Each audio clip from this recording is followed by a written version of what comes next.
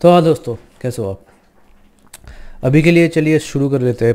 पिछले वीडियो में हम रजिस्ट्रेशन मतलब आप यूज़र को कैसे डेटाबेस में रजिस्टर कर सकते हो with this hashing this password, वो हमने उसके ऊपर काम हम किए हैं। लेकिन इस बार हम क्या करेंगे, इसको इन्हेंस करेंगे। तो आप रजिस्टर एक यूज़र को तो अपने सिस्टम में कर लोगे, तो उसको आपको ऑथेंटिकेट भी करना है ना, मतलब आपको लॉगिन करना है, ऑथेंटिकेट करना है कि वो यूज़र एग्जिस्ट कर रहा है कि ना।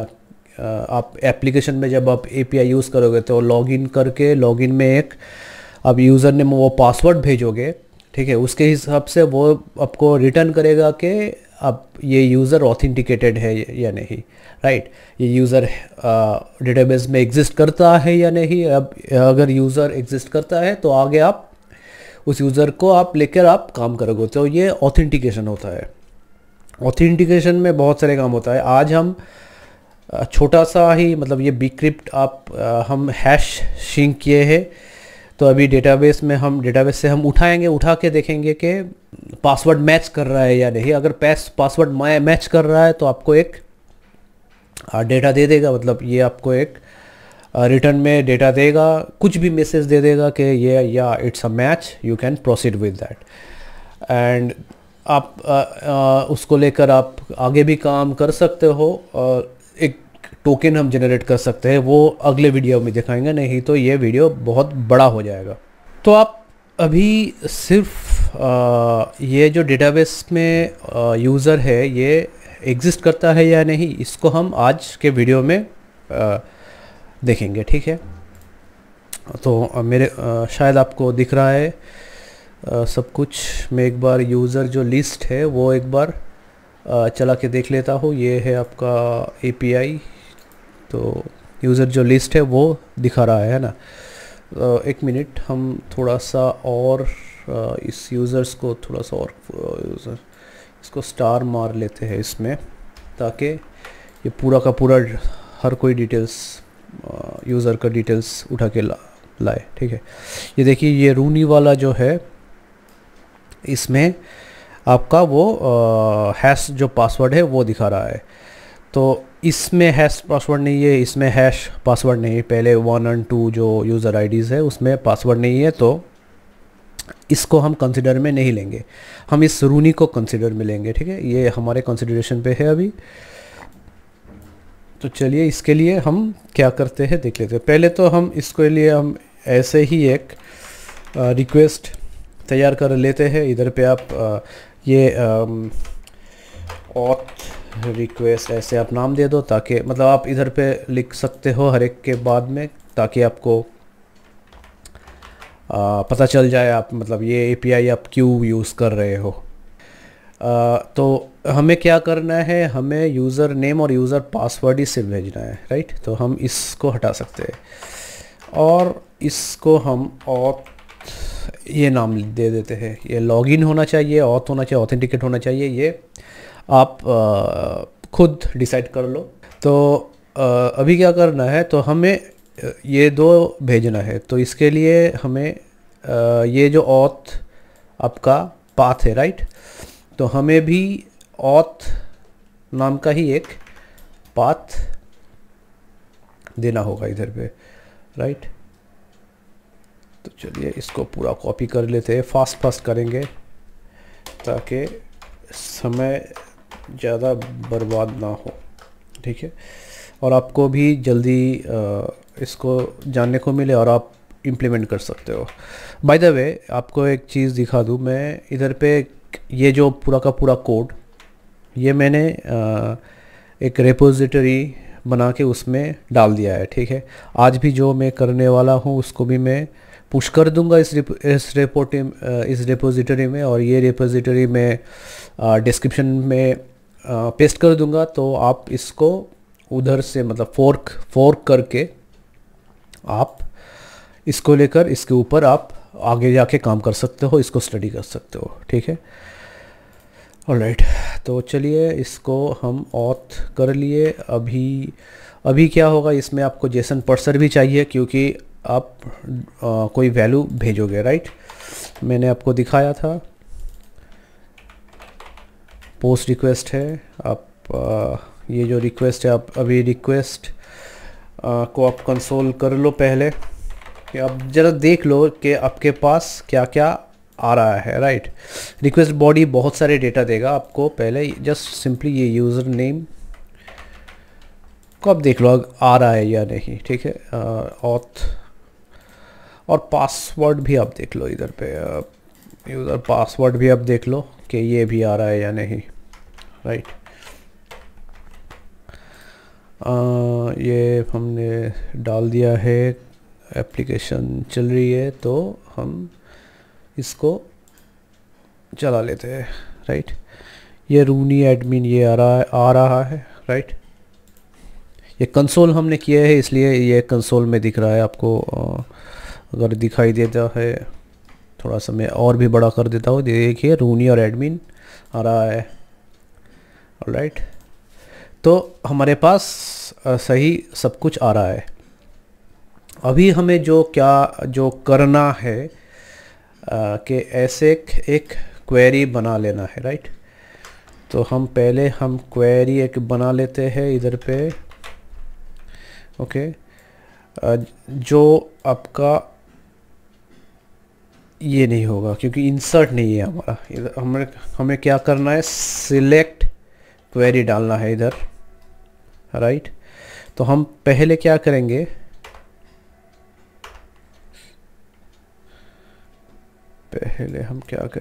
इसको ही हम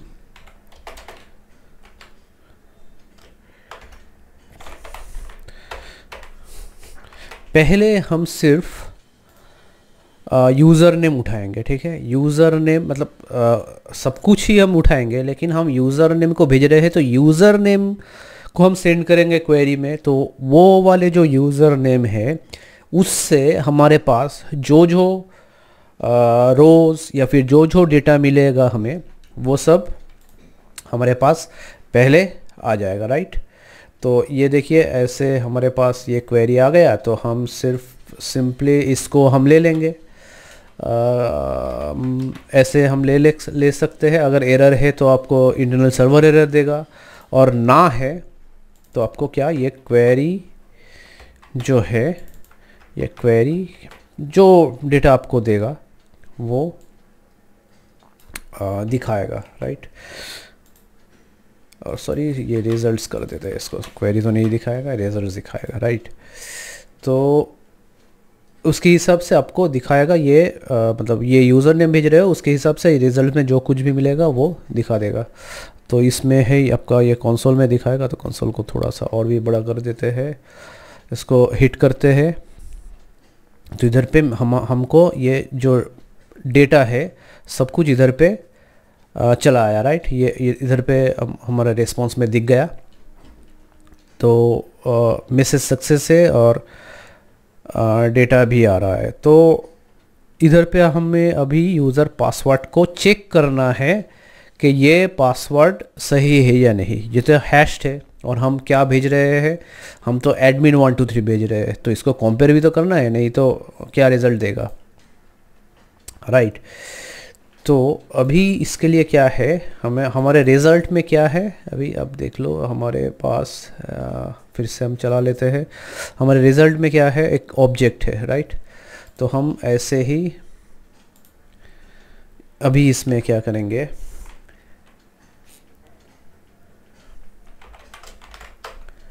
इफ रिजल्ट्स एक ऑब्जेक्ट है, रिजल्ट्स एक ऑब्जेक्ट है, डॉट क्या है इसके अंदर, डेटा, ये data dot user underscore password, ठीक है। ये एक क्वेरी है हैशिंग, ठीक है। ये हैशिंग हम कर रहे थे। अभी इसमें क्या करेंगे, हम कंपेयर सिंक करेंगे, ठीक है। क्या यूज़र पासवर्ड हम कंपेयर कर रहे हैं, right.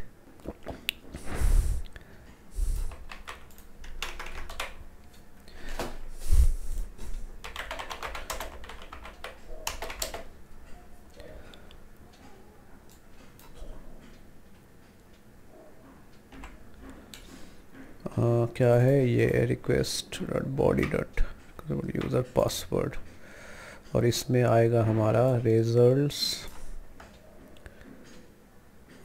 Data dot user password. ठीक है, इफ़ ये रिटर्न करेगा डेटा ट्रू या फॉल्स। ठीक है, अगर मतलब ये जो कंपेयर सिंक जो फंक्शन है ये आपको बूलियन वैल्यू रिटर्न करेगा डेटा में। ठीक है, अगर ट्रू है तो इसमें जाएगा, सॉरी, अगर ट्रू है तो इसमें जाएगा, एल्स पार्ट भी एक लगा देते हैं क्योंकि अगर ट्रू ना मिले तो अनऑथोराइज्ड। ठीक है, अगर डेटा अगर मैच कर जाए तो आपको रिजल्ट्स दिखेगा सक्सेस मैसेज के साथ, और अगर आपको ये ना मिले, अगर पासवर्ड मैच ना कर पाए तो आपको अनऑथराइज्ड दिखेगा। राइट, यही तो हमारा मकसद था। Right, it was our goal actually. So now let's click on this, means let's send this request. throw non-MySQL error, candidate properties undefined, user password, what user password?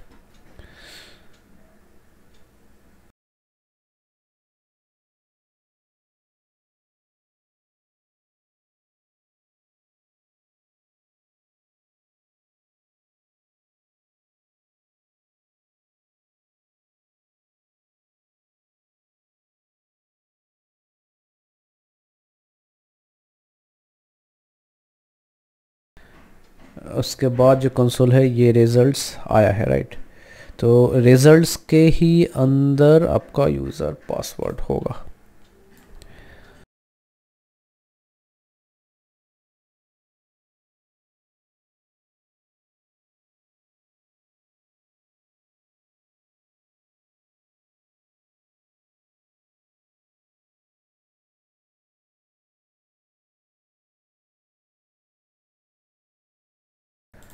क्योंकि ये फॉल्स में जा रहा है, क्वेरी दिखा रहा है, क्वेरी भी दिखा रहा है user where user name is Haruni.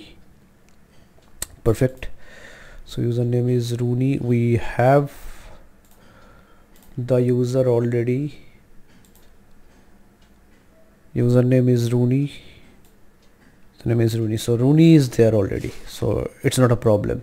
So problem is somewhere else that we need to identify. So the thing is query is also working, but this results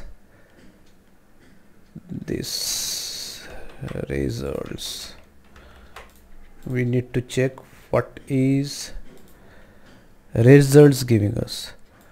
It's an array, so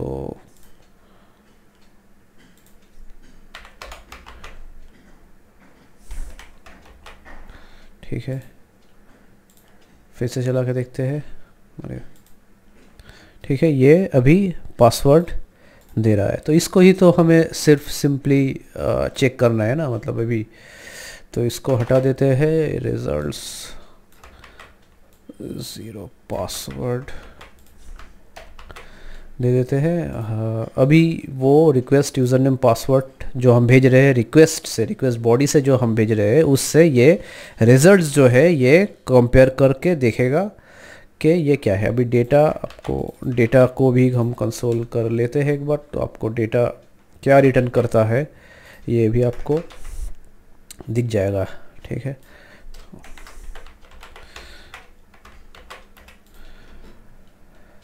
let's send the request again. We send this request, it's true right now, and the message is success, and it's giving us the value. Right, तो ये compare कर रहा है वो user name जो हम भेज रहे हैं उससे हमारे क्वेरी से जो पासवर्ड लिया है उसको कंपेयर कर रहा है। अगर कंपेयर में उसको सही मिला तो वो आपको रिजल्ट्स सक्सेस के साथ वो रिजल्ट्स रिटर्न कर देगा।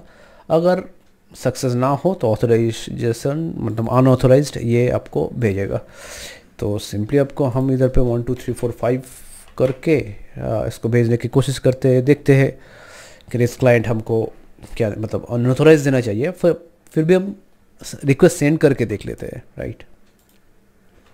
Unauthorized, so it's a perfect right now. So currently it's working perfectly. So if you after fixing that password, we are going to send that request again to check whether this guy is authorized or not. Yeah, right now this guy is authorized. So what you can do, so since you are going to use this URL in your client like React or any Next.js or any Angular project, so what you are going to do, you are going to take some of its unique identifier like user email, let's say.